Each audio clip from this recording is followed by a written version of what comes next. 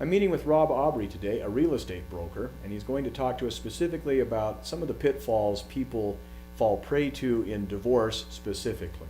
So if you were hoping to tune in to learn about some hot tips about how to sell your house, you might get some of those.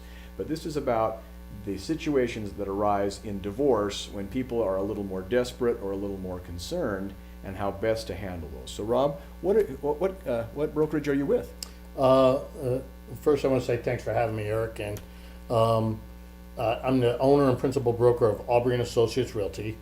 I've been in the industry since 1992. This is my 22nd year. Sold a couple houses, I've helped a couple families. And what I'd like to say, I guess the number one thing you need to start off with is moving and selling a house under good circumstances is brutal. Okay, now let's add the whole element of, a divorce. Okay, and that just changes everything because one, it changes the motivation. Typically, if two spouses own a property, trying to get them to agree, they have to agree on everything when we sell a house. Well, obviously they don't agree on anything. That's why we're selling a house at this point, right? So that in itself just adds challenges. It's really hard because a divorce just brings so many emotions to the table, and and that just clouds everything. So, again, under great circumstances, it's a brutal process. So it's kind of hard to say, here's the easy way to do it in a divorce. I mean, Exactly. I don't know. So if that's, rather than talking about making it easy, which is not really very It's not gonna happen. realistic, what are some of the things when you can stand back from it as the person who may be helping to broker the deal, but not the owner? You can see things more clearly. Right. You're not as emotionally attached to it. What are some of the biggest mistakes that you see people, whether it be the couple or just one or the other spouses who has some particular feelings about the house, either like get rid of it at all costs, Right. or hold on to it at all costs? What are some of the problems you see divorced people or divorcing people encounter, and how should they handle it better? Right. Well, no, you've nailed it. I mean, a lot of times you have one that wants to get rid of it at all costs, and the other one doesn't. Okay, so first of all, we've got a dispute. It's Right. irreconcilable. We can't do both. Right. You're either selling it or you're not. So you need to come to terms with what you want to do. What about for people that want to sell? They think it's a liability. Let's just get rid of it. If I'm going to be unmarried, I don't want to have this dogging me in my newly single life. Are there some things that people can do short of selling it so that their spouse can keep it without having to just be a my way or the highway? Yeah, and a lot of that depends on a couple things. How is the ownership? How is the title of the property? So let's assume, and not everybody, this is a good point Rob brings up, is you may consider the house to be marital property, and it very well might be, but still only titled in one spouse's name. It could be that it's titled in both names, but the loan is only in the name of one spouse or the other because of credit worthiness or something like that. So for this hypothetical, unless I say otherwise, let's assume that both spouses are on the loan and both spouses are on the title. Okay, and then so then the question is, are both parties agreeing to sell it? If they are, so let's just kind of go down that road, right? Yeah, Because let's look unless at- they both agree, neither one's going to happen, Okay? right? So let's say they both agree to sell. Because obviously the relationship has a lot of, dysfunction, if you will. Let's just call it that. And they don't always agree on a lot of things. So one of the biggest mistakes I see divorcing couples make is, one of them, if they hire a friend, typically that friend is going to have more of a relationship with one party over the other. Boy, and that's a recipe for a disaster, because one party always feels that the representation isn't equal, because it's a challenge. Like in your world, when you represent one party over the other, Yeah. you represent one party. Yeah. The real estate broker, if it's a divorcing couple, both parties are still my client, and I need my fiduciary is given to both parties, which is a challenge. So I believe if one party's a friend of one of the part, or if the broker or the agent is a friend of one of the parties, it's very, very challenging to offer an unbiased fiduciary to both parties. at Which the is same kind time. of funny, because if you're selling the house, it would be kind of hard to benefit one spouse over the other in selling it if if both spouses simply want to get the highest price Right. and at the soonest possible time. If they both agree. Yeah. It's a lot of times and I tell you, and that's where it comes in. There's a lot of backstories that go on. Sure, and there might be somebody saying, "Well, I'd be happy to lose a few $1,000 to sell it that much faster, or I'd be happy to stay a lot longer and pay the mortgage if it meant that we're going to cash out big." Right. I get that. What about some of the other options besides selling? Sometimes people think the only way to get out from under this liability is to sell it. Right. I don't want to be liable on this loan anymore. My spouse has run this house into the ground and made it really kind of an ugly, uncomfortable place. It's a money pit to me. What are some other options besides just selling it? Well, you either sell it or keep it. Let's get it down to that basic first. But I think you're falling victim to something that, what if I think the only way for me to be happy is for the house to be sold to a third party? Right. Well, if one spouse wants to keep the property, then you have to look at it. So we're working on the assumption that both parties are owner of record. Yes. And both parties are on the loan. Yes. Okay. So giving title from one party to the other is easy. That's literally as simple as a 1-2 page document. Right. Sign it at a title company, notarize and record. Rob, you and I are married. We're not really married, folks. No, yes. But in this hypothetical, any interest I have in the house, I'm signing it over to you. Right. Now you own the house, free and clear of any claim by me. Correct. We could do that literally in a couple of seconds. Yeah, literally. Record it, notarize and record it, and you're done. Okay. However, And you are now solely responsible for the loan. There you go. I'm no longer on the loan, right? yeah, right, yeah. So what's the problem Tell with that the loan? to the bank. All right, so tell us what the problem with the loan So is. the bank, if you owe money and you both owe the loan,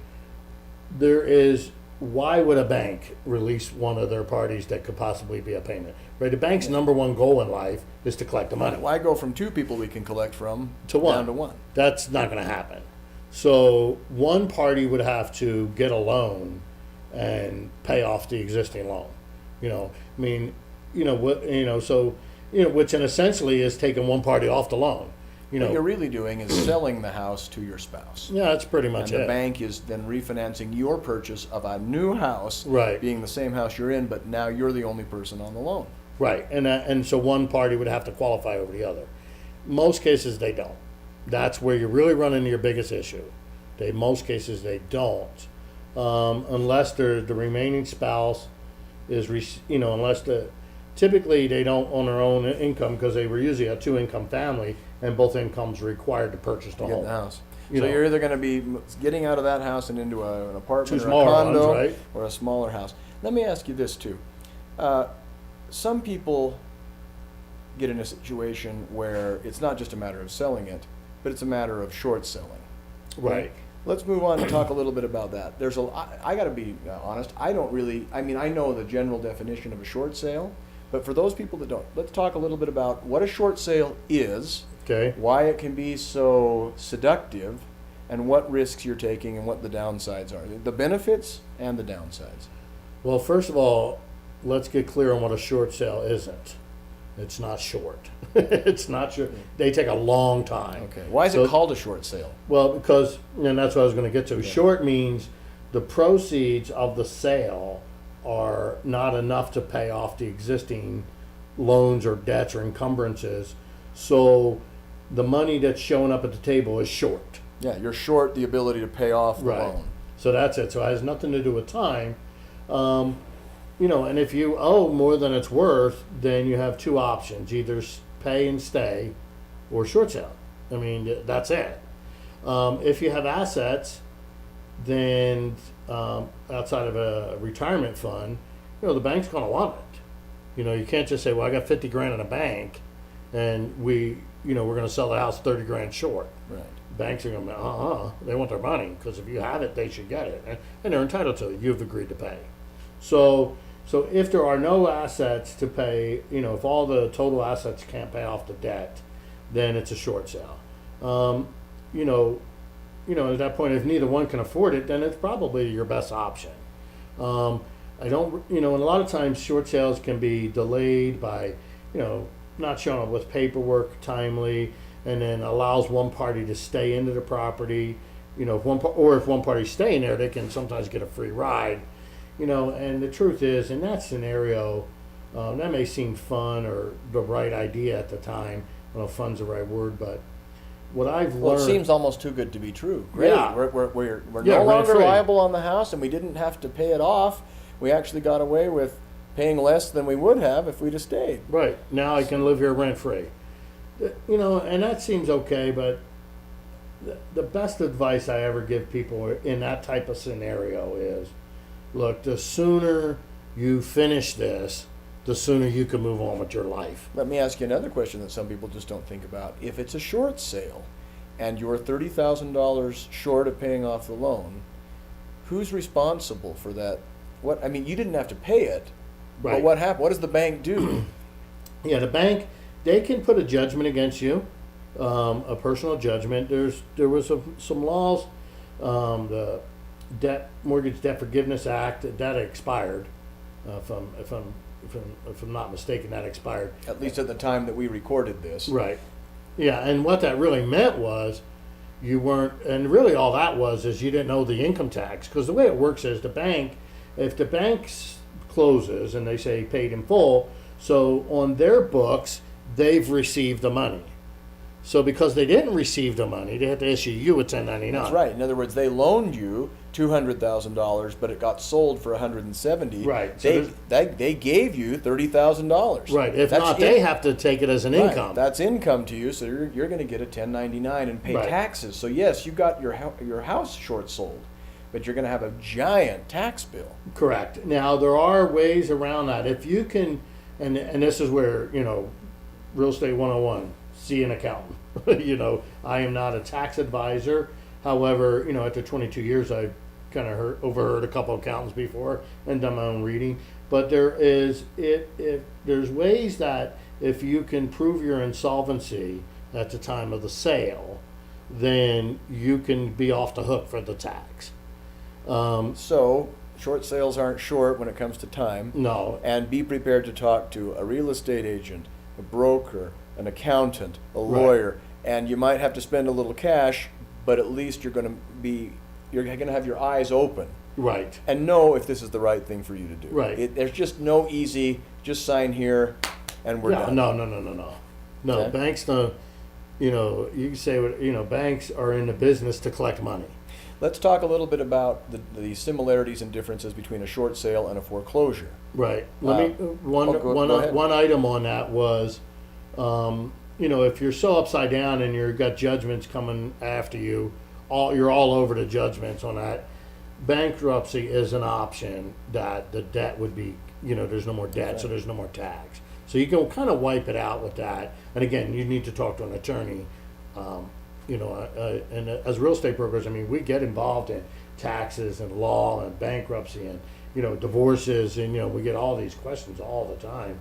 And we kind of have a working knowledge of it, but our advice is limited to the real estate transactions. So in other words, it's okay to ask your real estate broker, your real estate agent, what he or she might know, and someone that's going to be someone you can trust then would be someone who's like, well, all right, off the cuff, I can tell you this is my general understanding. Right. However, you'll want to chat with an Right. accountant before you take anything I say as gospel. Yeah, I call it cut wood. I wouldn't cut wood with my measurements, The Right. room looks like it's 10 feet, but if you're putting in a cabinet, get a tape measure. That's I'm not the excellent. tape measure. I've never heard it that way before, but that's perfect. Yeah, you don't cut wood with my measurements. So All right. you always seek, and again, I have a good working knowledge, and I will always disclose that, that I am a real Right. estate broker. You know enough, though, to tell people about options to consider, even though you may not know everything about each option. Right. I'm going to point you to the expert at that point. So, we've talked about short sales, the pros and the cons. What are the pros and cons of foreclosure, and how are they similar to a short sale? How are they different? Yeah, well, first of all, a short sale is, one of the main fundamental differences, you actually go to closing. The thing I like about a short sale over a foreclosure is, in a short sale, you kind of have some control of the navigation and the timing. A foreclosure, it's going through process. There's a note on the door. You're moving. Yeah. On You've their gotta time. be out of here. On their time. So I always advise the short sale because you have more control over time. Does it look any better on a credit report? No, the difference is there is no difference. I mean, they kind of lump them into Not paying a loan is not paying a loan, whether you were Well, forced out. Or, Yes and no. I mean, but however, though, in a short sale, if it can be negotiated, right, you can actually sometimes negotiate with a bank on how they report it. Agreed. But let's Paid assume, as agreed. Yes, and I'm talking about that if it shows up as a short sale where Right. you were short, you're short whether it's No, it's the same as a foreclosure. right. And it's the same as a deed in lieu of foreclosure. A lot of people get, the banks will say, hey, give us the deed, and people think they're off the hook. I gave them the house back. It's not a foreclosure. It's a fair trade. That's what they think. Yeah, a deed in lieu of foreclosure is the same as a foreclosure on your credit report. The only difference being is that you didn't have to suffer the stigma No, of they being thrown save, out of your they house. save money, Yeah. right? And you save face. Right. Would that be correct? Well, not really. I mean, yes and no. Yeah, you don't have the experience of the orange sticker on your door, and and if you're not out by a certain time, they'll come and and move your possessions out, and they do what's they if there's more than $1,000 on the property, they're not going to come and throw it out. They do. I forget there's a word for it. It's kind of like a sale where you have the right to go buy it, you have the right to go get your property because they don't want your stuff. Right. Because your stuff is actually a liability to them because they have to hire somebody to get rid of it. That's true. So Now, we didn't script this because that's one of the benefits of doing No. these interviews. But one thing that we have spoken before, and I wanted you to, for the benefit of people watching this, mention, because you said something funny when we met over lunch, and that was, which prompted me to have you come here and talk, and that was, for a divorcing a person, often you hear, but my house is special. Remember Right. that? So And tell that- me a little bit about how that comes about. and first of all, that is not limited to divorcing Divorced couple. people. Right. I actually wrote an ebook, Home Seller's Guide, and chapter 1 is called "My Home is Special." Didn't you see that workbench? And there's tongue in cheek with that, and it goes on and it follows up the next paragraph that talks about why the workbench. What is the workbench has no value. It's a hunk of lumber, but a guy that built it with his child. That has so much emotional And attachment. let's back up a tad. So let's talk about how prices are set for houses in a neighborhood. Well, there's three approaches, and before I go into the three approaches, let me tell you how they're not set. They're Right. not set by what you want. What you want is irrelevant. Okay. Okay. What you owe, it's irrelevant.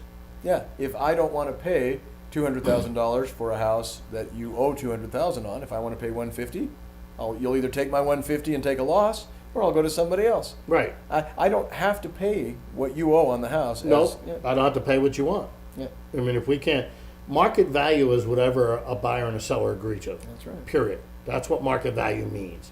So, there's no such thing as sold below market value because if they agreed, that's the market value. So you don't get what you want, you don't get what you owe. And what was the third thing?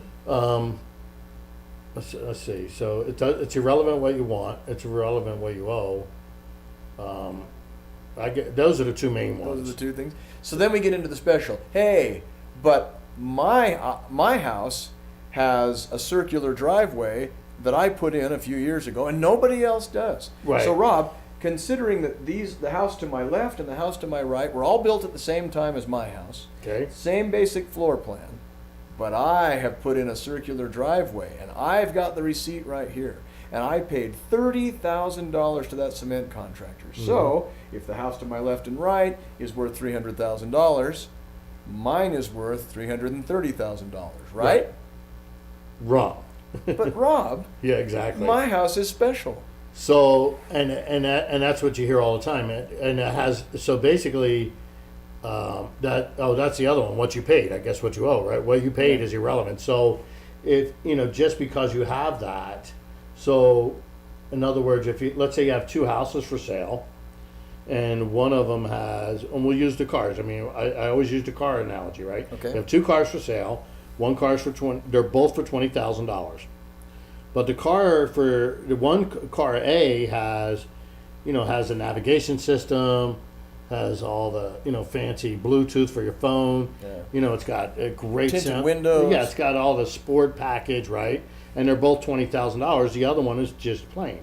Well, which one are you going to buy? They're more or less the same car. Just Same one- price, everything's the same, just the one has the updated I features. think I'd get the stuff with all the updated features and doodads on it. Right, for the same 20,000 price. Yeah, for the same price. Why would you buy the other one, Yeah, right? right. So, what if the other car without the doodads adjusted their price to $17,000? Unless the doodads were important to me and all I wanted to do was get basic transportation, I'd save $3,000 and buy the cheaper car. Correct. I mean, it's that simple, right? So, in other words, you have to have more features and benefits for the same I'll take your price. analogy once, and I'm a young person with no money who Yeah, just right. wants to buy a car. The lower payment, right? I'm going to buy the cheapest car that I can. I'm going to get the nicest cheap car I can afford. Right. Hey, maybe if I'm a young couple with a baby and I'm eager to get out of my apartment, I may want the palace. Right. But if I can afford that house without the tinted windows and the sport package, Yeah. but it keeps my family warm and dry, Right. I think I'm going to buy that one. Right. Exactly. So it boils down to, if you're both the same price, you must have more features and benefits. That's right. So if that's it. So the proverbial person who comes to my neighborhood and says, the house to your left, Mr. Johnson, is $300,000. The house to your right, Mr. Johnson, is $300,000. And your house is also $300,000. It's like, oh no, look at this circular driveway. I want $330,000. Somebody might say, I really like the circular driveway, but I don't have to have it. Right. And I'd rather get a house in this neighborhood near these schools, Right. or whatever, or with these tree-lined streets. And maybe I'll put in my own driveway someday. I'm saving $30,000 up front and buying the house to the left. Right. The question I always ask that is, so let me ask you this, Eric. When you put in a circular driveway, did you put it in for yourself or for the next guy? How could anyone not like it? Well, I guess so, Rob. Rob, no, I really like the idea of being able to, get out of my house that's a either cool- way. So I put it in for myself. Right. Did you enjoy it? I sure did. Great. Yeah. But I sure want to get that money out that I put in. I mean, it's not fair that I have to eat that expense. The buyer should pick that up too, because that's that. Have you seen how thick this concrete is? Rob? Right. Did you know that I've got heating elements under this thing? Right. Yeah. And suppose they don't care. How could they not care? Because they don't.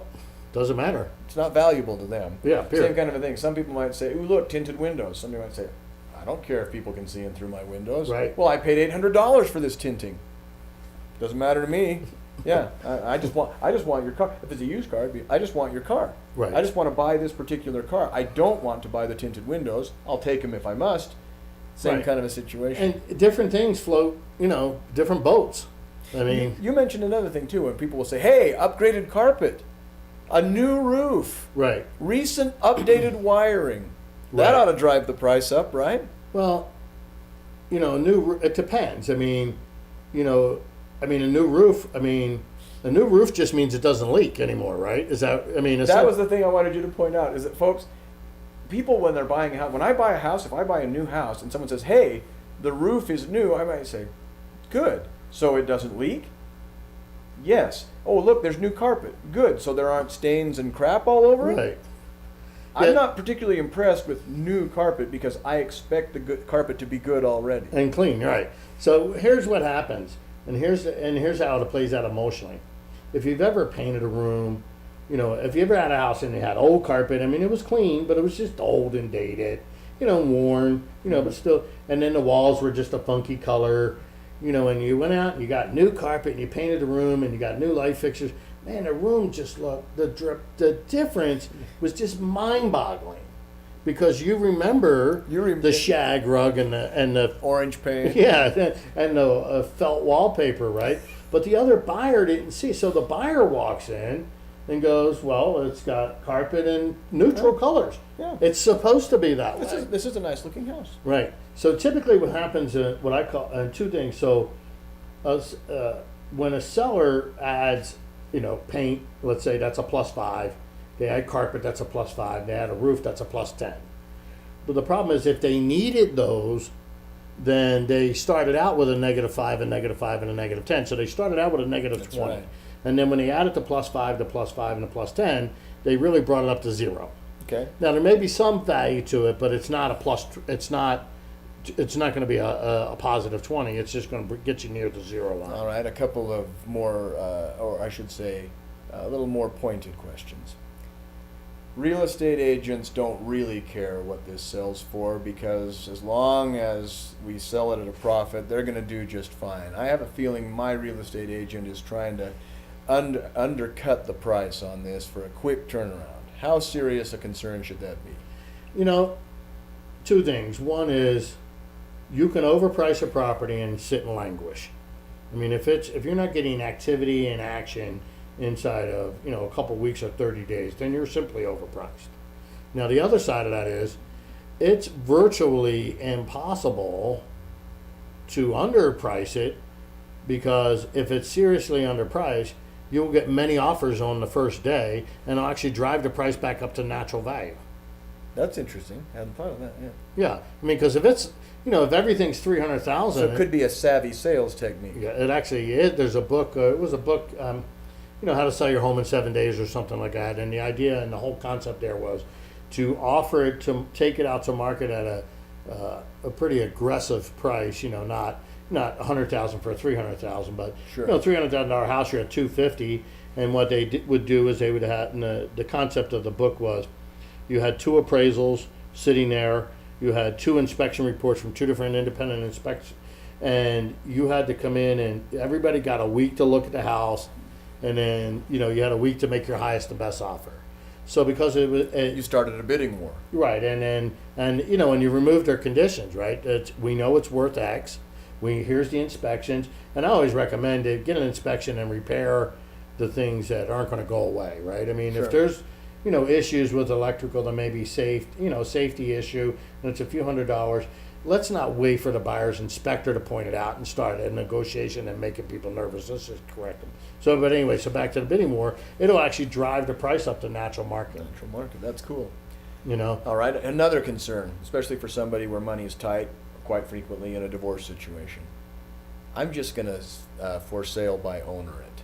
sure. And I'm going to save that commission, because that money will be money in my pocket going Absolutely. forward. So tell me why I shouldn't do that. Now, Well, again, I mean, first of all, I'm never going to say you shouldn't. I mean, And that's why I have Rob here, because see, you're going to get some information. He's not going to just give you a sales pitch. no. so I mean, you can sell your home. There's no rule or no law against that. I guess the biggest issue is people, what they don't understand is that all their decisions they're going to make about selling their home, even under good circumstances, are going to be emotion based. Now, they will justify their decision logically. However, it's their own brain justifying their emotional decision after the fact. after the emotional decision was being made. Now let's dogpile on a rabbit, if you will, all the emotions that come with a divorce. It's at that point, I just think, sometimes I see sellers get hung up over, they're negotiating over $1,000, and they're kind of stuck. And as somebody that's unattached, I look at this and go, look, what you guys are talking about is $1,000. Okay, one more payment and that money's gone. Good point. And if you're dividing up $1,000 between 2 people, so now you're to the point of $500 a piece is preventing you from getting on with your life. Yeah, you could have a tire blowout on the freeway, and any savings is gone. Yeah, I mean, I'm closing on a house next week where, the hot water heater went out, right? While it was on the market, another 30 days and it would have been the buyer's problem, right? Yeah. But it turns out it's the seller's problem. It's $800. I mean, we did a little more work. It was a double hot water, and we put in, but anyway, it was $800. The thing is, you just don't know. So it's kind of like, and where a good broker comes in and a good agent is, they're going to help you really get through the process. That water heater is a good example too, because if I'm buying the house from you and we're ready to close, and then suddenly I find out the water heater goes out, if you came to me and said, all right, well, we're going to have to increase the price $800, I'd go, No. No. I'm buying a house with a working water heater. Right. Now, reasonable minds could differ, but I think what you're telling me is that if I said, tell you what, I'm paying this price for that house and it will have a working water heater, or I walk, you're going to advise your seller, like, shell out the $800 Yeah. and put in this thing and get this done. Right. Because you don't know who might be around the corner next. No. Well, and again, one more house payment and that money's gone. And the money's gone. I mean, so what you don't want to do is wait another 60 days and then put out the 800 anyway. And then do it anyway. Yeah, so just, and Yeah, that's you're going to have to do that whether that guy it's buys it coming or or not, somebody right? else. So I have an expression what I call buyer math and seller math.